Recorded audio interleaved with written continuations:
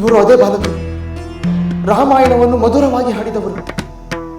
ಇವರ ತೇಜಸ್ಸು, ಧೀರ ನಿಲುವನ್ನು ಕಂಡ ಮೇಲೆ ಇವರು ರಾಮಪುತ್ರರೆಂಬುದರಲ್ಲಿ ಸಂಶಯವೇ ಬರುತ್ತಿಲ್ಲ.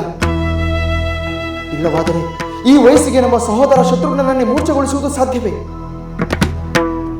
ನಾನು ಒಂದು ಗರ್ಭಿಣಿಯಾಗಿದ್ದ ಅತ್ತಿಗೆಯನ್ನು ವಾಲ್ಮೀಕಿ ಮುನಿಗಳ ಆಶ್ರಮದ ಬಳಿ ಬಿಟ್ಟು ಹೋದೆ. ಅಲ್ಲೇ ಇವರು ಬೆಳೆದಿರುವರೆಂಬುದು, ಇವರು ರಾಮಪುತ್ರರೆಂಬುದಕ್ಕೆ ಪುಷ್ಟಿ ನೀಡುತ್ತದೆ. ಅಕ್ಕರೆಯಿಂದ ಅಪ್ಪಿ ಮುದ್ದಿಸಬೇಕಾದ ಈ ಮಕ್ಕಳೊಂದಿಗೆ ನಾನು ಹೇಗೆ ಹೋರಾಡಲಿ?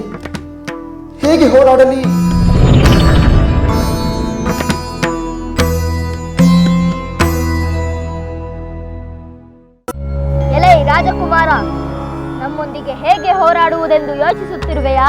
ಈ ಬಾಲಕರೊಂದಿಗೆ ಹೋರಾಡುವುದು ನಿನ್ನ ಗಣತೆಗೆ ತಕ್ಕುದಲ್ಲವೆಂದು ಚಿಂತಿಸುತ್ತಿರುವೆಯಾ? ಅಂಥ ಭಾವನೆ ಇದ್ದರೆ ಅದನ್ನು ಮರೆತು ಬಿಡು. ಪರಾಕ್ರಮಕ್ಕೆ ವಯಸ್ಸು ಅಡ್ಡವಾಗುವುದಿಲ್ಲವೆಂಬುದನ್ನು ಮರೆಯಬೇಡ.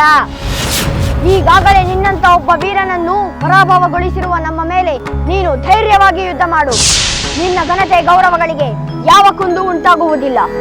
ಮಕ್ಕಳೇ, ನಿಮ್ಮೊಂದಿಗೆ ಹೋರಾಡಲು ಘನತೆ ಗೌರವಗಳು ಅಡ್ಡಿಯಾಗುತ್ತಿಲ್ಲ, ಪ್ರೀತಿ ವಾತ್ಸಲ್ಯವೂ ಅಡ್ಡಿಯಾಗುತ್ತಿದೆ. ವಿಚಿತ್ರವಾಗಿದೆ. ಯುದ್ಧ ಮಾಡಲು ಬಂದವನಿಗೆ ನಮ್ಮ ಮೇಲೆ ಎಂಥ ಪ್ರೀತಿ, ರಣಭೂಮಿಯಲ್ಲಿ ಎದುರಾಳಿಯ ಮೇಲೆ ಎಂಥ ವಾತ್ಸಲ್ಯ.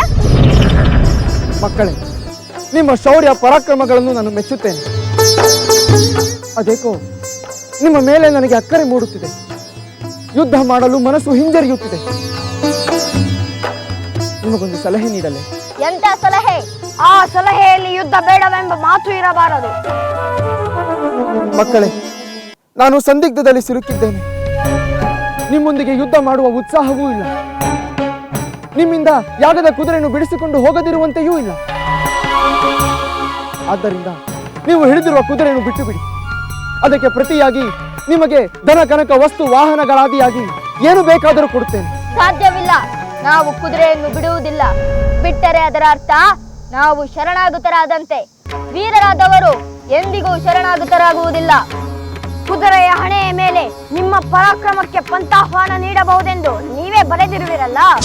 ನಿಮ್ಮ ಪರಾಕ್ರಮಕ್ಕೆ ನಮ್ಮ ಪರಾಕ್ರಮದಿಂದಲೇ ಉತ್ತರ ನೀಡುತ್ತೇವೆ.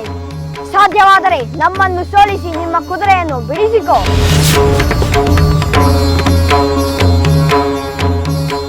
ಹಾಗಾದರೆ ಯುದ್ಧ ನಡೆಯಲೇಬೇಕೆ? ಕುದುರೆ ಬೇಕೆಂದರೆ ಯುದ್ಧ ಮಾಡಲೇಬೇಕು. ಸರಿ, ಹಾಗಾದರೆ ಯುದ್ಧ ನಡೆಯಲಿ.